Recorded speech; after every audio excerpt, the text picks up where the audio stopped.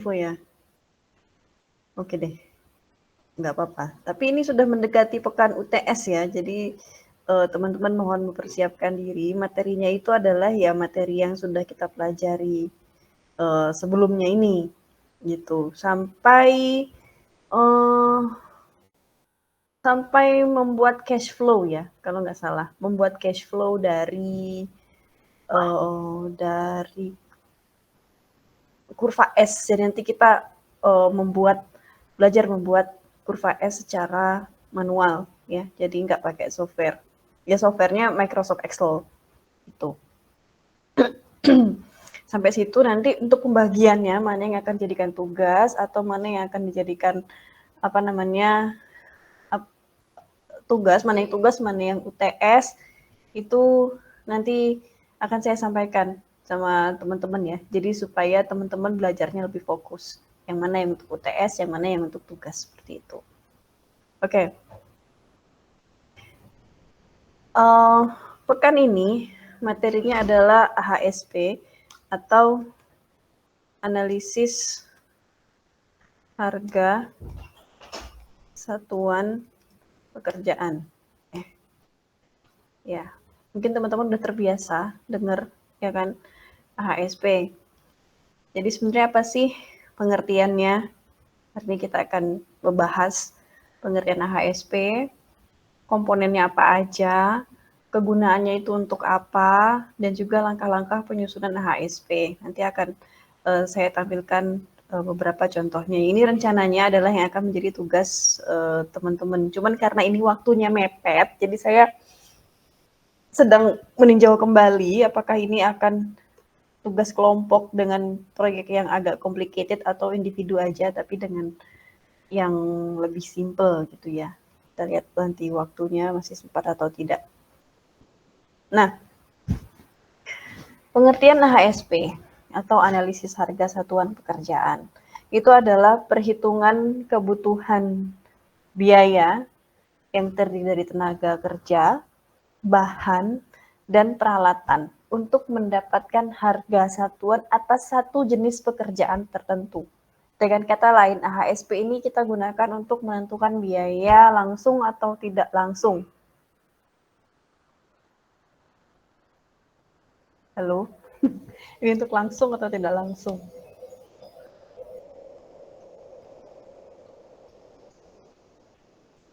Jadi, untuk biaya langsung atau tidak langsung? Biaya langsung, Bu. Ya, biaya langsung ya. Thank you, Mas Tommy. Gitu. Jadi yang terdiri dari kita bisa hitung secara matematis seperti itu ya. Nah, yang akan kita bahas di sini tentu saja adalah menggunakan metode kuantitatif analytical. Dalam artian kita sudah punya data yang lengkap, informasi yang jelas, drawing udah ada, spesifikasi udah ada. Seperti jadi nggak pakai kira-kira lagi, nggak pakai expert judgment, nggak pakai intuisi lagi, nggak pakai parameter dengan proyek lain atau yang lainnya. Pokoknya ini sekarang kita fokus pada membuat HSP itu dalam kondisi semua data sudah lengkap, kita menggunakan metode kuantitatif analytical, ya kan? Nah, pedomannya ini sependek pengetahuan saya ada yang terbaru itu 2023, sebelumnya ada 2022 dan yang commonly dipakai itu adalah yang 2008 kalau nggak salah ya. Terus keluar lagi yang 2016 lalu 2022 dan 2023. Tapi intinya metodenya atau prosesnya itu kurang lebih sama, hanya saja nanti di bagian awalnya itu seperti ini, itu mengalami beberapa perbedaan ya. Kalau yang di 2008 atau 2016 itu hanya terdiri dari biaya langsung dan tidak langsung. Dengan tidak langsung itu termasuk sih biaya umum dan juga keuntungan, hanya dibagi dari dalam dua skema itu aja. Nah, pada tahun 2023 ini bisa teman-teman download ya di Google ininya. Aduh, bentar ya.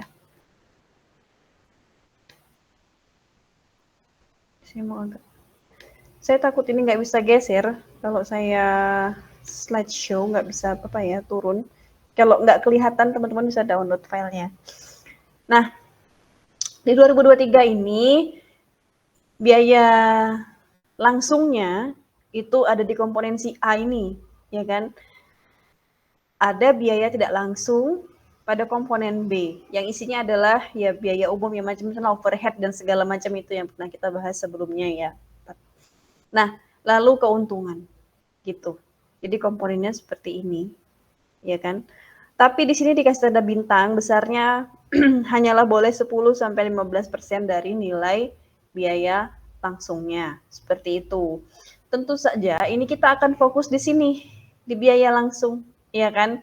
Nah, sementara di 2023 itu ternyata ada tambahan lagi yang kuning, yaitu biaya penerapan SMK 3. Ada 9 komponen. Apakah 9 komponen itu? Nanti teman-teman boleh baca di sini di Permen PUPR-nya ini. Apa aja sih 9 komponen untuk menghitung biaya penerapan SMK 3. Kalau dulu ada apa ya, helm gitu, sepatu boot, nah itu masuk kemana ya kan?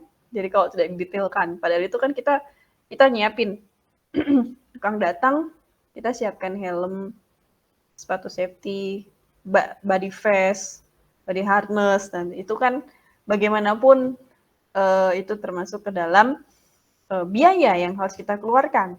Tapi di tahap permen sebelumnya itu masuknya ke sebelah mana gitu, ya kan? Nah ini jadi berbeda. Jadi pada akhirnya total biaya pekerjaan si C ini adalah dari total harga pekerjaan si A tambah B ditambah dengan biaya penerapan SMK 3 seperti itu. Tambah PPN yaitu 11% dan nilai C. Lalu inilah yang kita sebut dengan harga perkiraan perancangan atau rencana anggaran biaya atau harga perkiraan sendiri, HPS ya. Gitu. Ini totalnya ya. Total keseluruhan. Jadi ini untuk menentukan nilai kontrak, tender, apa segala macamnya. Setelah final, maka keluar nilai segini itu dari perhitungan yang panjang. Posisi kita nanti akan ada di sini aja. Yang kita bisa hitung secara analytical. Yang ini aja. Ya. Mulai dari pekerjaan, pokok pekerjaan, kita hitung tenaga kerja, bahan, peralatan, lalu masuk ke analisis HSD atau harga satuan dasar, lalu kita menentukan harga satuan dasar, ya. Ini komponennya upah, biaya transportasi, bla bla, pokoknya secara technically kita bisa hitung, ya kan, secara analisis. Lalu kemudian kita gunakan koefisien, ya kan. Lalu muncullah biaya langsung. Kita sampai di poin A, ya. Kita selesai di sini, maka ya kita anggap itu sebagai finalnya ya, RAB yang berdasarkan biaya langsung. Seperti itu. Nah, kita balik lagi ke sini. Tadi berpedoman ya. Ini pengertiannya. Itu AHSP itu apa? Nah, kalau harga satuan itu adalah harga komponen dari mata pembayaran dalam satuan tertentu. Makanya dalam setiap analisis itu jangan lupa untuk menambahkan satuan dari komponen bahan, peralatan, tenaga kerja, gitu. Per meter lari kah, meter kubik kah, kilogram, ton, sak, dan lain-lain. Macam-macam. Seperti itu. Nah, ini yang tadi ya. Jadi nanti kita akan belajar di sini menyusun si biaya langsung ini. Gitu. Nah, kita butuh dokumen. Banyak sih sebenarnya spesifikasi apalah segala macam yang berkaitan dengan analisis biaya langsung ini ya. Tapi setidaknya untuk pembelajaran kita gunakan drawing aja itu sudah cukup. Seperti itu. Biasanya di drawing sudah cukup jelas kok spesifikasinya. Mutu betonnya ya kan. Apalagi ya. Ya standar-standar normalnya bisa penutup lantai kan di gambarnya kan udah jelas ini penutup lantainya menggunakan jenis apa. Itu bisa kita lakukan analisisnya. Nah, di dalam AHSP itu ada beberapa istilah. Yang pertama ada HSD atau harga satuan dasar. Oh, ini harusnya dinaikin ya, biar nggak. Nah, setelah harga satuan dasar itu ada harga satuan dasar dari bahan dan juga alat dan juga tenaga kerja. Oh ya, sama aja sebenarnya ya, sorry.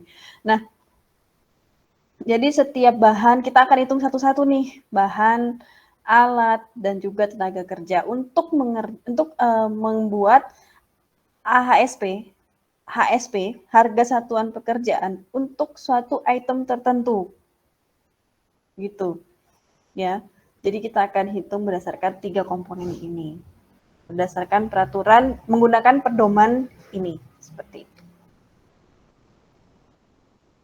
Masih ada lagi untuk penjelasan istilah-istilahnya ya, mata pembayaran, satuan pekerjaan. Nah, ini satuan pekerjaan ya kan, biasanya per apa, per panjang, satuan panjang. Misalnya pancang, itu biasanya nggak per titik ya, tapi per meter lari dia tertanam di dalam tanah. Setahu saya dulu seperti itu ya, nggak tahu kalau sekarang ya, atau udah ganti. Jadi bukan per titik, karena satu titik itu biasanya ya beberapa join, berapa kali nyambung tiang pancangnya, iya kan? Seperti itu, berapa meter. Kalau misalnya pengecoran tuh biasanya satuannya adalah per kubik misalnya. Ada juga istilah daftar kuantitas atau harga, bill of quantity, teman-teman sudah sering ya. Itu biasanya adalah rincian volume berdasarkan kelompok bagian pekerjaan.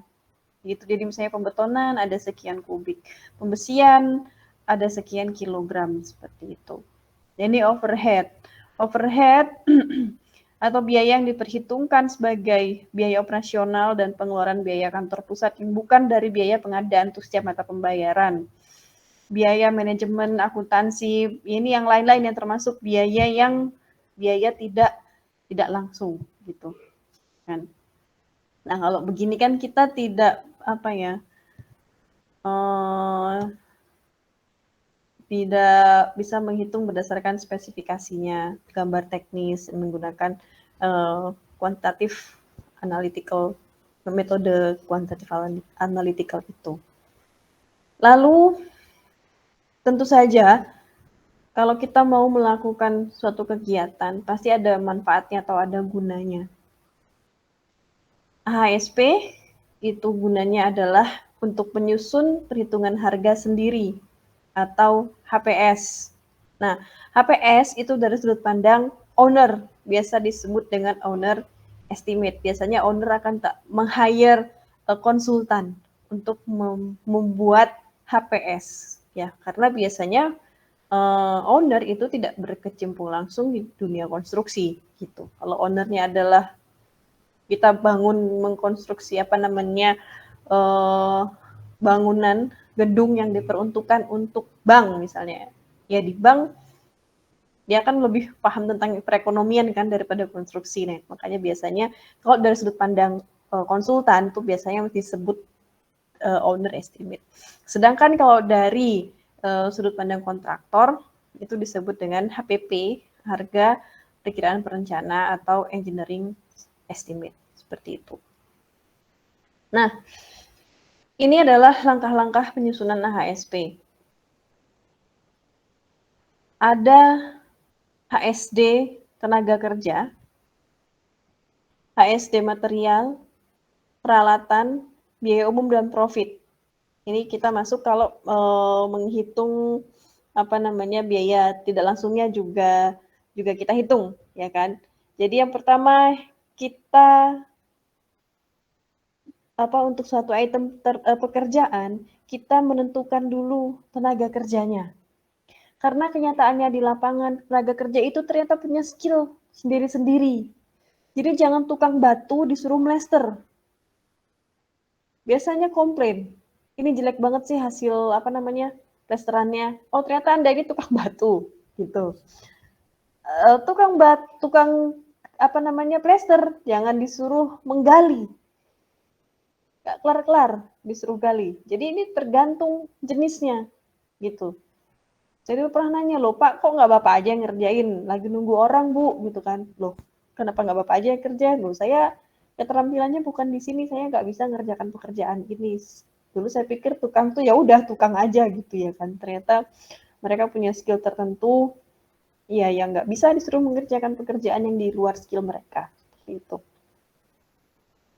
Lalu kumpulkan data upah hasil survei serta peraturan upah setempat disesuai dengan daerahnya masing-masing ya kan. Teman-teman sudah paham lah ini pasti harga proyek Jakarta versus di Bandung aja misalnya itu mungkin harga semen atau harga materialnya itu mungkin sedikit berbeda. Harga upahnya juga kita bicara upah dulu ya, tenaga kerja itu biasanya berbeda seperti itu. Lalu mempertimbangkan tenaga kerja yang didatangkan dari luar daerah. Ya, terus pengalaman saya dulu kalau kita mendatangkan pekerja dari luar daerah itu artinya menyiapkan mes, ya kan, bayarin mesnya setiap bulan atau setiap tahun per tahun seperti itu, mes pekerja itu. Lalu angkutannya, kalau misalnya mesnya dekat mungkin mereka bisa jalan kaki, tapi kalau mungkin jauh maka harus ada angkutan untuk sebagai mobilisasi para tenaga kerja tersebut. Lalu kemudian jumlah jam kerja 8 jam per hari dengan istirahat maksimum 1 jam misalnya seperti itu ya. Lalu setelah itu kita menentukan biaya upah per orang harinya gitu atau per orang jam atau biasa disingkat tuh OH orang hari, per orang per hari gitu. Misalnya kerjakan itu tuh berapa produktivitasnya seperti itu. Lalu selanjutnya adalah HSD bahan atau material. Ya, tentu saja kita buat keputusan ya kan, bahan material, menentukan bahan material apakah itu bahan baku, ataukah bahan olahan, ataukah bahan jadi. Misalnya ya tadi material betonnya kita mau ready mix atau kita aduk aja di lapangan sendiri, seperti itu. Lalu mempertimbangkan bahan yang mungkin didatangkan dari luar daerah atau bahkan dari luar negeri. Jadi kan pasti ada biaya yang berbeda. Seperti itu. Lalu kemudian HSD, peralatan. Tentu saja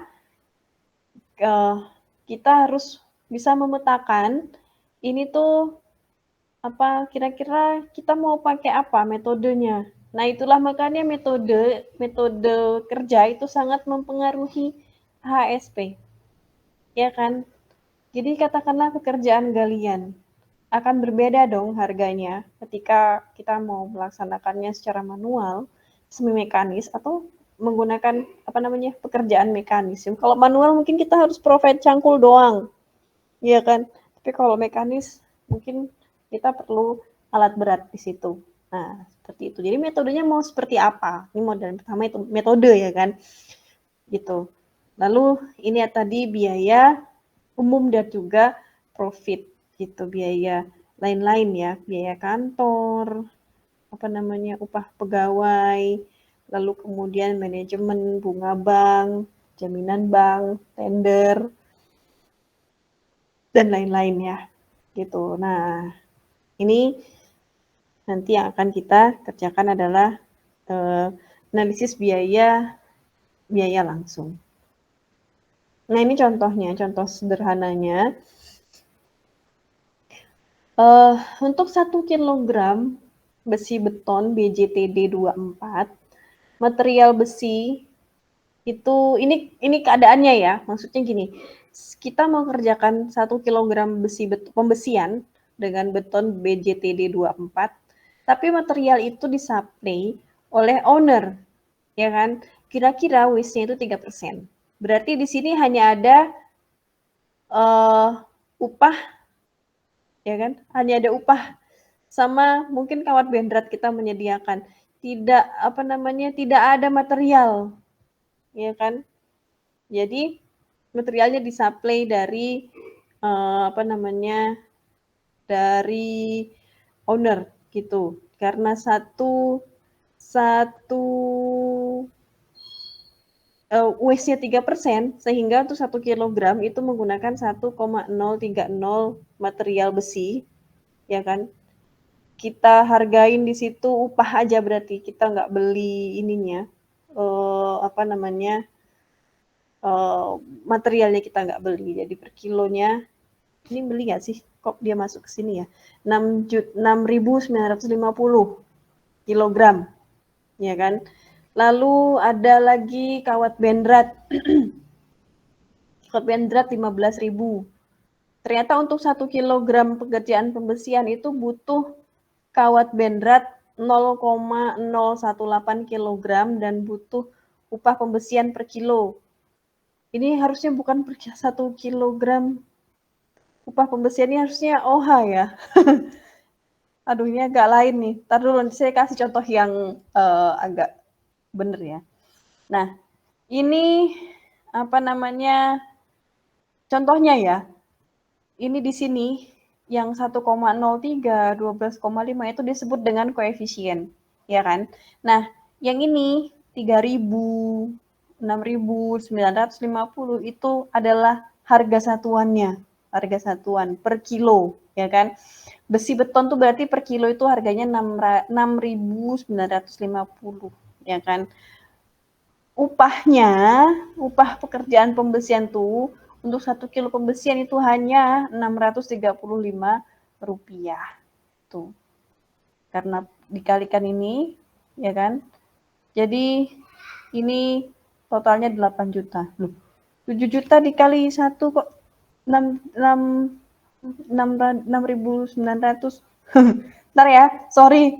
Ini contoh kok agak aneh. Nanti saya kasih contoh yang dokumen real ya. Nah, yang tadi ya, koefisien ya. Koefisien itu adalah faktor pengali sebagai dasar perhitungan biaya, bahan, alat, atau upah. Nah, terus angka 0,0, sekian itu dari mana? Ini dari peraturan pemerintah. Makanya kita sebut RAB. Mana nih RAB-nya? Gitu. Jadi pemerintah makanya ngeluarin peraturan. Karena kalau enggak, kapan kelarnya kita mau ngitung produktivitas satu-satu? Ya kan? Kalau butuh 1 kilogram pembesian butuh berapa tukang sih? Gitu. Kita harus analisis sendiri kapan selesainya, ya kan? Nah, beda sama RAP atau rencana anggaran pekerjaan. Rencana anggaran pekerjaan, iya. Itu koefisiennya kita ngitung sendiri. Kita benar-benar mengamati atau kita benar-benar nanya sama si tukang. Anda kalau ngecor sekian orang, sekian kubik, sekian hari, itu kira-kira produktivitasnya berapa sih per hari? Nah, itu nanti kita hitung sendiri. Nah, tapi kita masih gunakan RAB, jadi kita gunakan peraturan itu. Kalau suruh ngitung koefisiennya sendiri-sendiri, nggak kelar-kelar nanti, ya kan? Tapi nanti teman-teman bisa belajar sendiri untuk apa ya? Ya ini belajar untuk menghitung koefisien dari nilai produktivitas seperti itu. Nah, koefisien bahan, indeks kuantum yang menunjukkan kebutuhan bahan bangunan untuk setiap volume pekerjaan. Jadi kita lebih bisa mengendalikan biaya. Kira-kira kalau kita mau bikin apa ya namanya, backcasting deh, katakanlah backcasting plat, ya kan? Emang kita bisa tahu butuh paku berapa kilo? Nanti kita beli paku 10 kilo ternyata sisa banyak, ya kan? Nah, inilah gunanya kita melakukan HSP menggunakan bantuan peraturan pemerintah yang sudah memberikan koefisien untuk setiap komponen, yaitu material, peralatan, dan juga tenaga kerja. Nah, untuk tenaga kerja juga iya, indeks yang menunjukkan kebutuhan waktu untuk mengerjakan setiap satuan volume pekerjaan. Jadi satu orang butuh berapa? Butuh berapa orang per hari, orang jam, gitu kan? Gak mungkin seharian kita suruh dia berkontribusi full 100%, seperti itu. Itu nanti makanya biasanya koefisien untuk mandor itu biasanya lebih kecil, tapi harganya lebih besar. Karena kontribusinya maksudnya tidak langsung bekerja terjun langsung mengerjakan pekerjaan tersebut. Nah, kita sudah dibantu dengan peraturan pemerintah. Nah, summary,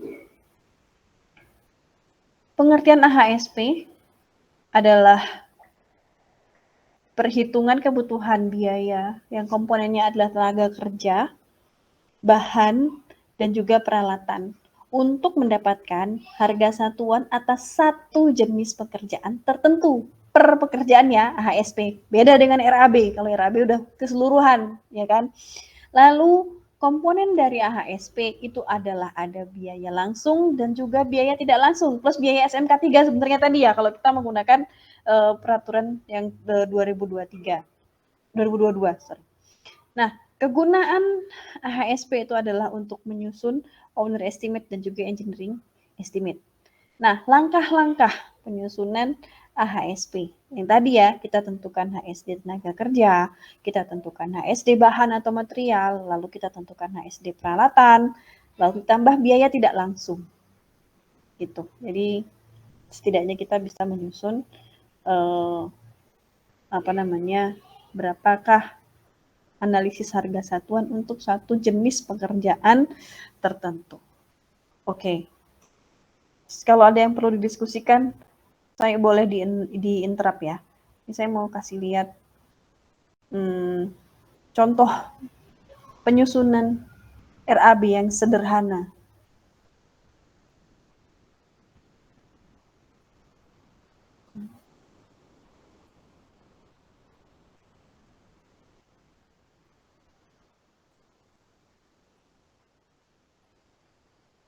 Ini adalah contoh tugas dari angkatan terdahulu.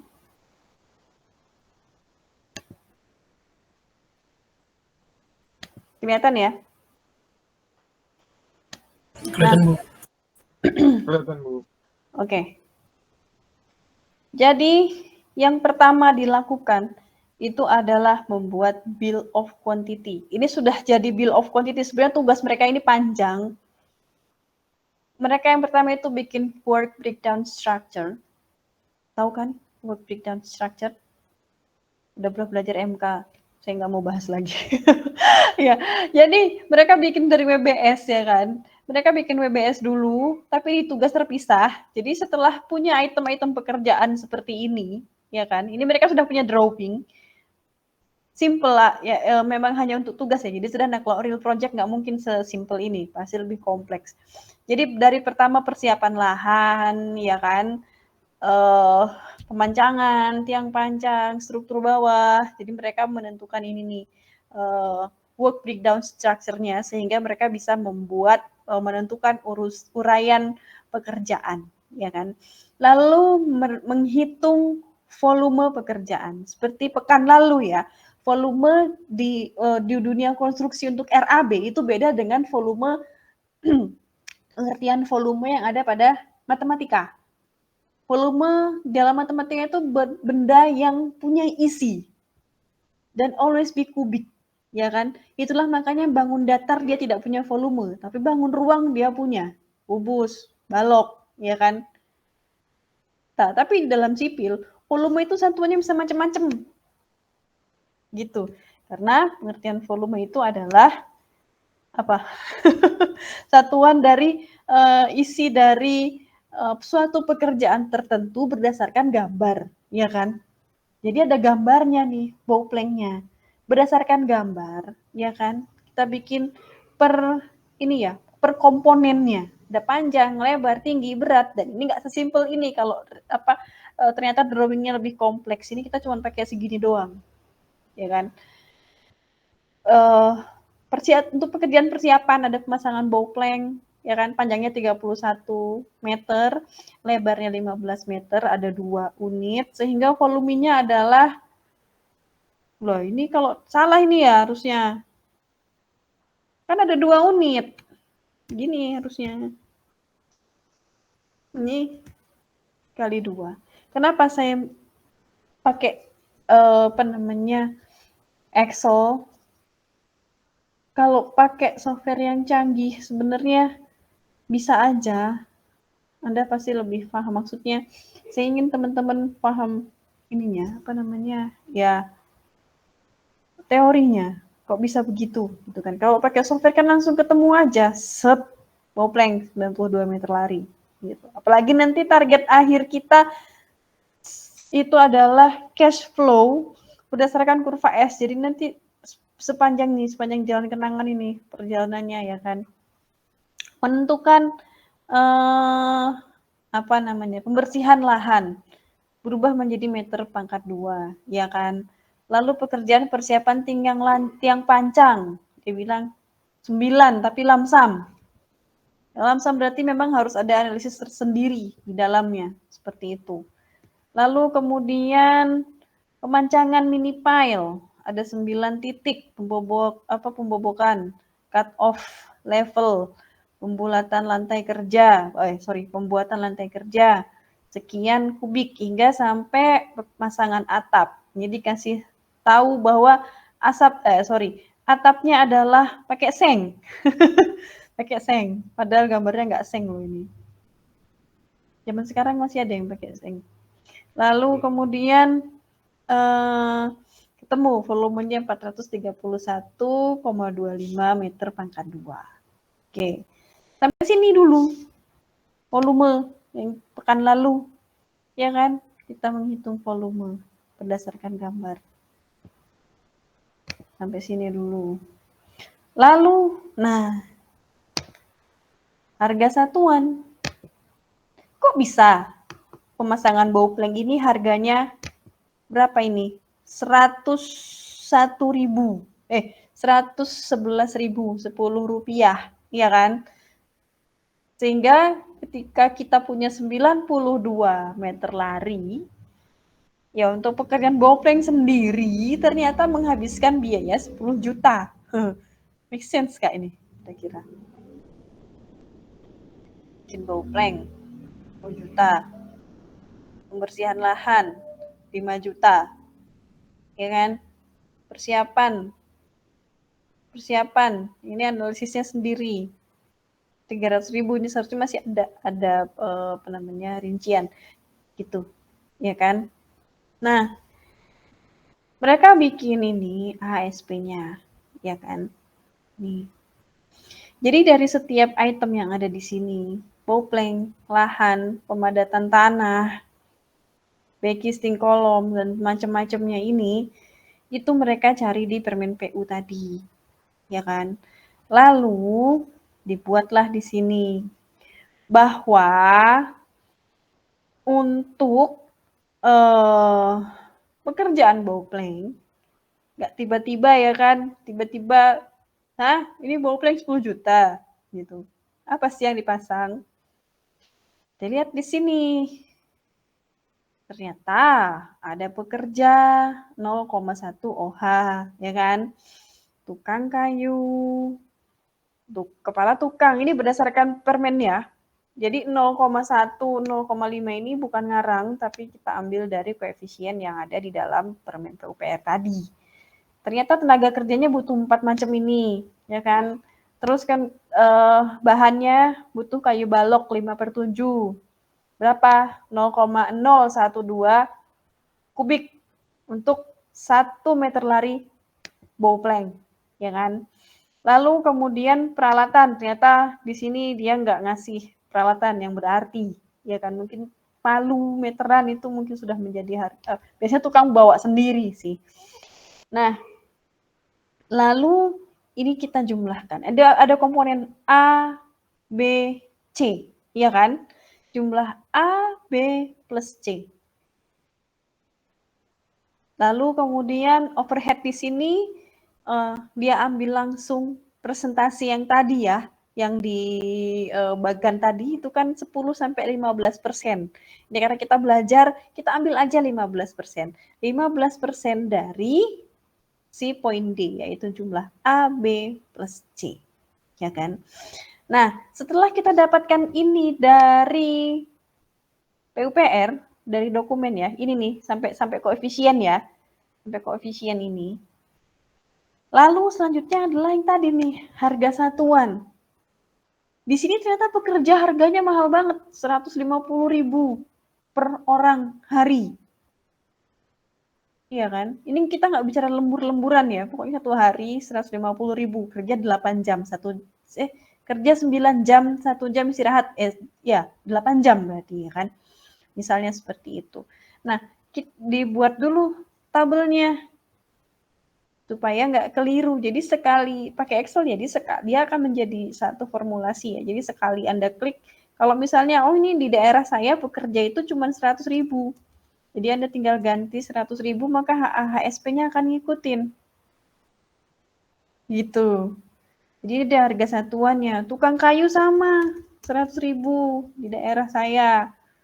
Kepala tukang cuma 200, misal. 200. Mandor juga 200. 200, beda lah, 225, oke lah. Kita turunkan.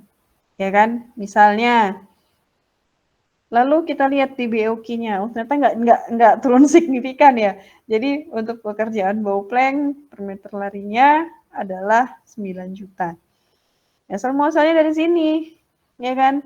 Dikali dengan harga satuan pekerjaan. Kayu balok tuh ternyata per kubik harganya 3.500.000 misal. Lalu paku 2 inch sampai 3 inch itu ternyata harganya 14.000 per kilo. Ternyata kita tidak butuh untuk beli untuk 1 meter bawplank, kita nggak butuh sekilo ya kan, ternyata cuma butuh 0,02 kilo aja. Harganya 14.000 per kilo. Lalu butuh kayu papan 3/20. Harganya 3.250.000 misalnya. Nah, kalau sudah ketemu harga satuannya, maka kita kalikan dengan koefisiennya. Ternyata pekerja untuk 1 meter lari itu bayarannya 10.000, tukang kayu 10.000, 2.000, dan seterusnya. Sehingga jumlah untuk upah tenaga kerjanya adalah 23.125. Alatnya nggak ada. Ya kan? Nah, dijumlahkanlah si ABC ini. Ya kan? 23.000 ditambah dengan 65.000 ditambah dengan harga alat. Berhubung di sini alatnya kosong. Jadi tinggallah 88.000 dengan overhead dan profit itu maksimum 15%. Maka 15% dikali dengan 88.000 sehingga untuk 1 meter lari bawplank itu harganya adalah Rp101.378. Seperti itu. Selanjutnya ada lagi pekerjaan pembersihan lahan, ya kan? Pekerjaan pembersihan lahan. Di sini nggak ada bahan, cuma ada tenaga kerja aja.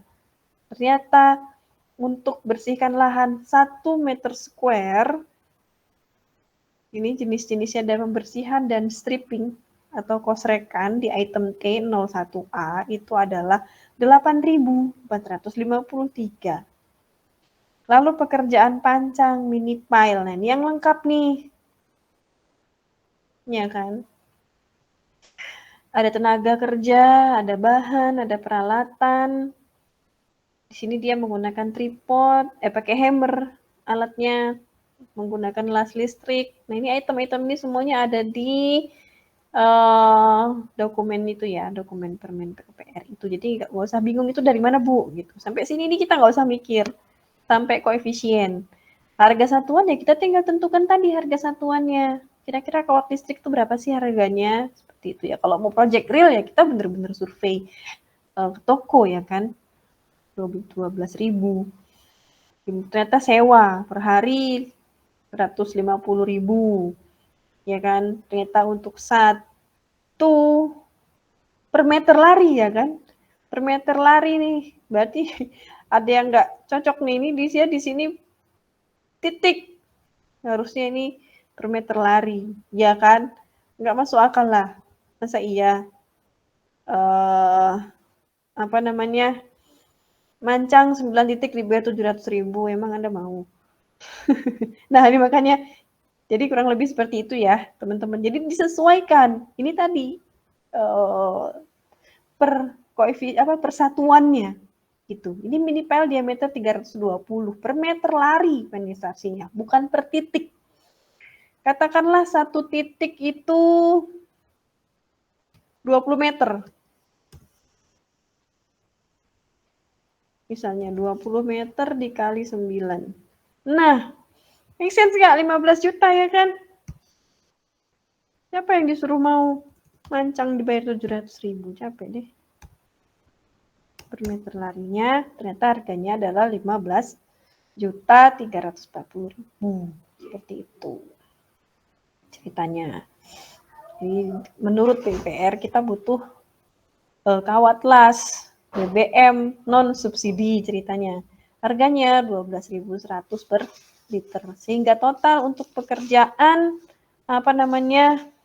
yang panjang per meter lari itu adalah 85.264 gitu. Nah, ini ceritanya dia nggak beli materialnya nih. Dia anggap bahwa ini penetrasinya aja. Iya kan? Materialnya nggak beli. Nggak ada nih. Di sini cuma kawat las. Nggak ada nih mini pile-nya. Jadi nanti harus jeli ya, teman-teman. Per meter penetrasi tiang panjang. Pipa, baja, ya kan? Di sini nggak ada pipa bajanya. Berarti ini skenarionya adalah kita, si kontraktor, hanya melakukan construction, tidak melakukan procurement. Jadi mini pile-nya sudah ada di lapangan. Seperti itu. Itu makanya ini erat kaitannya dengan manajemen konstruksi, yaitu scope management. Ya kan? Manajemen scope. Jadi apa sih scope kita? Oh, cuman konstruk doang. Berarti nggak akan ada pembelian mini pile di sini. Gitu. Pemadatan tanah, tentu saja tidak ada bahan. Iya kan? Lalu kemudian lantai kerja. Nah, kalau lantai kerja ini berarti dia tidak menggunakan ready mix. Iya kan? Semen Portland dia beli. Semen juga macam-macam nih, ada yang satuannya sak, ada yang kilogram. Nah, ini kilogram. Tuh. Ini kok 326. Ini kayaknya ada yang salah nih. Koefisien tuh pasti koma-koma. Ya. Nggak ada yang, nah ini. Apa ini? Pembesian. Pile cap. Seperti itu ya. Nah, nanti teman-teman harus jeli. Itu mau butuh yang mana. Untuk item pekerjaan sesuai dengan yang ada di sini. Apakah semua item pekerjaan ada di Permen PUPR? Tentu saja tidak. Ada yang nggak ada. Ada yang nggak ada. Karena setiap project itu unik. Lo suka ada gimana ya? Bikin sendiri yang tadi. Survei. Gimana sih bikin ini pekerjaan seperti ini? Kira-kira produktivitasnya berapa? Pemasangan ini berapa hari butuhnya? Dapatlah produktivitas, butuh tenaga kerja berapa, butuh alat apa aja, ya kan? Dapatlah koefisien ini. Seperti itu. Sehingga kita bisa mendapatkan harga satuan pekerjaan untuk setiap masing-masing itemnya. Seperti itu ya, teman-teman. Nah, sebenarnya materi hari ini cukup sampai di sini aja. Harga AHSP. Nah, pekan depan itu adalah untuk materi membuat diagram batang ya. Ya, membuat diagram batang. Jadi kita akan bikin contohnya seperti ini, diagram batang manual ya kan. Supaya teman-teman memahami konsepnya, apa yang ada di diagram Cartesius ini, arah X itu apa, arah Y itu apa, kenapa persebarannya seperti ini, gitu. Nah, ini kita akan bahas di pekan depan ya. Oke, jadi ini untuk hari ini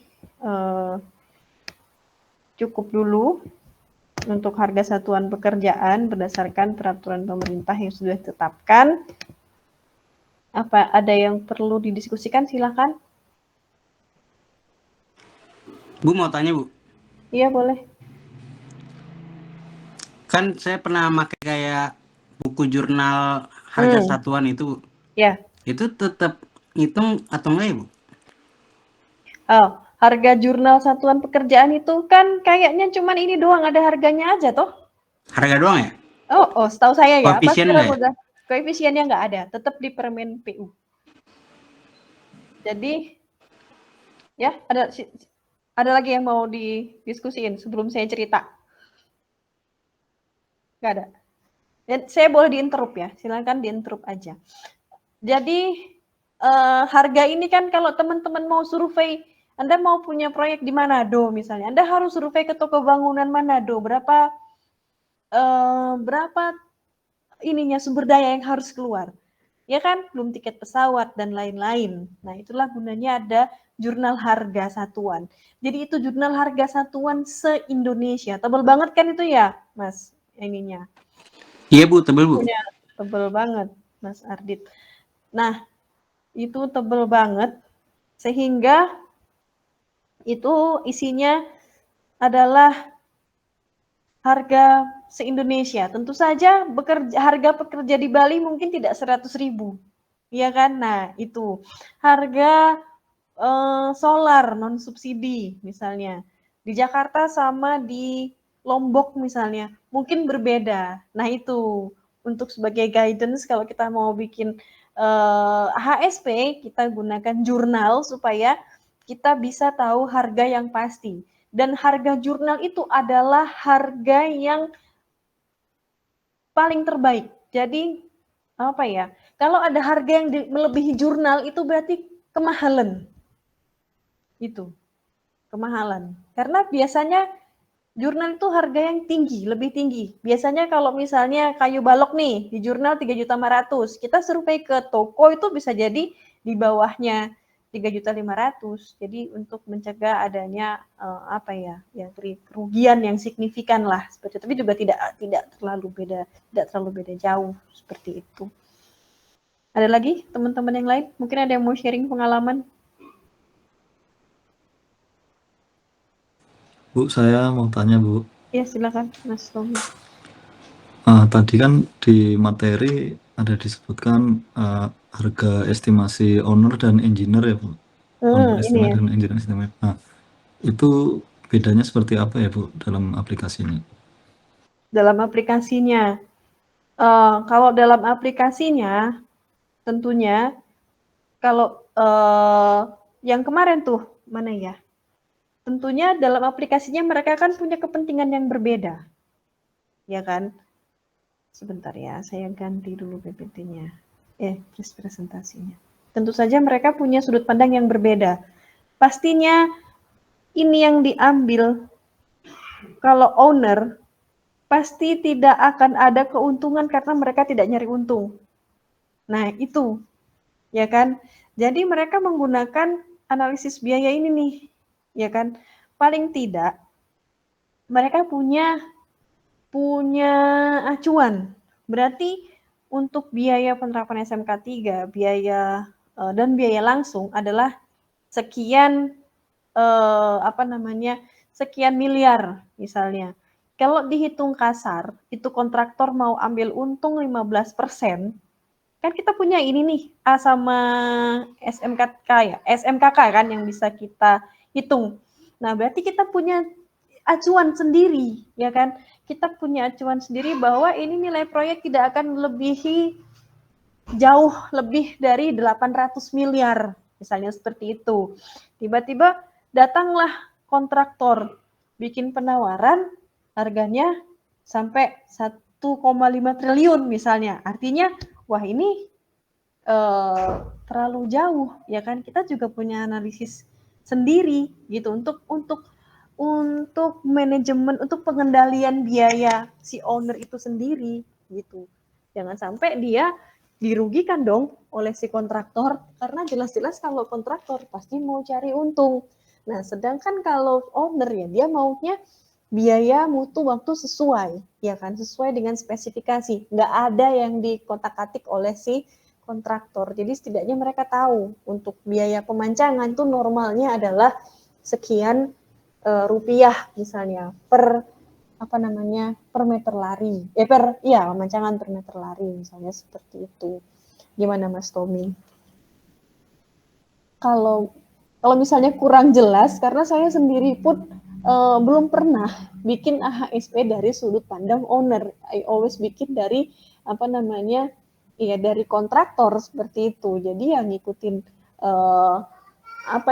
spesifikasi dan juga gambar dan juga ya profit yang mau kita ambil dari si ASP tersebut dari sudut pandang si engineering. Jadi jangan sampai rugi, termasuk dari metode yang tadi. Kalau misalnya pada saat bidding ditanya, kok ini mahal? Karena kita pakai metodenya yang begini-begini. Seperti itu. Jadi mungkin ada beda value-nya. Karena kita sebagai kontraktor yang akan menjalankan pekerjaan tersebut. Jadi kita sudah punya metode yang lebih detail. Makanya harganya bisa saja lebih murah daripada si owner estimate. Seperti itu. Ada lagi? Izin Bu. Ya, berarti kalau misal sepengalaman Bu Novika, pernah nggak harga engineer itu lebih tinggi dari owner Bu? Dan terus jadinya gimana? Apakah owner mengikuti kita atau gimana ya Bu? Nggak pernah sih.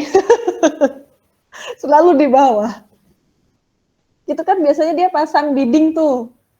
Sekian, gitu kita punya berarti kalau di sudut pandang owner sama kontraktor ya, misalnya saya di maincon, lalu banyak subkon yang ikut tender untuk suatu pekerjaan gitu. Kita kasih gambarnya, kita punya engineering estimate sendiri, sama-sama engineering estimate sendiri nih. Ya kita lihat tuh mereka bikin penawaran itu ya mostly di bawah dari perhitungan kita, seperti itu.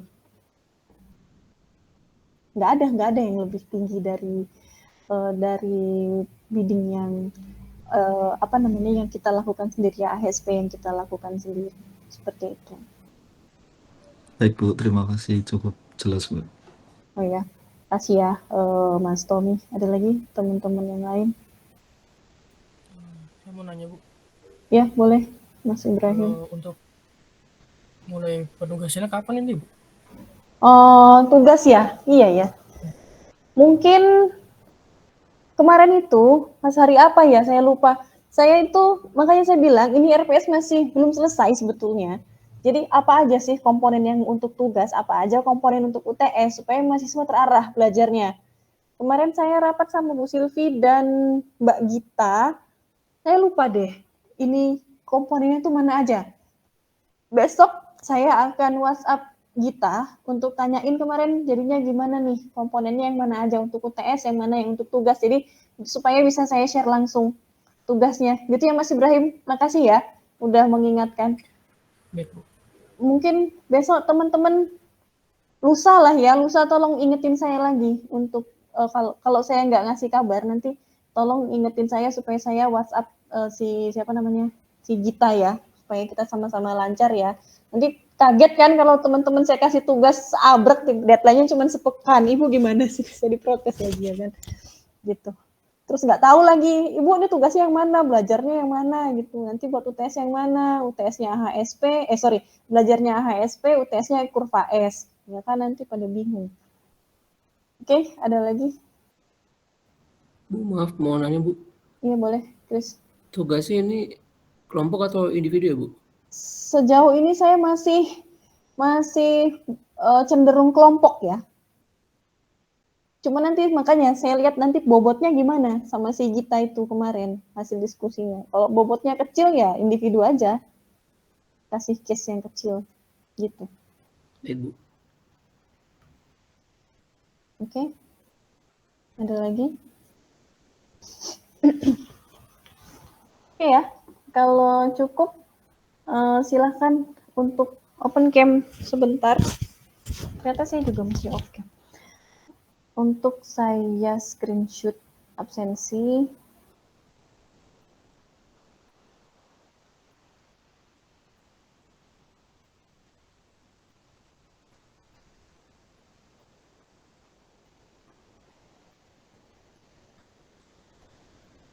Bentar ya.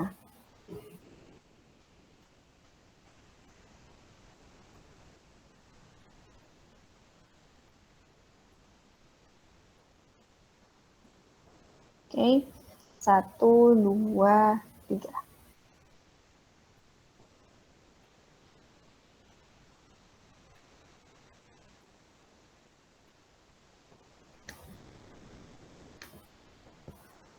Oke, terima kasih teman-teman. Bentar, ini kok. Bentar ya. Tadi nggak dapet. Oke, terima kasih teman-teman semua. Insya Allah kita Google Meet lagi di 2 pekan ke depan ya. Terima kasih semuanya. Mohon maaf untuk hal-hal yang kurang berkenan. Assalamualaikum warahmatullahi wabarakatuh. Waalaikumsalam warahmatullahi wabarakatuh. Terima kasih banyak, Bu. Selamat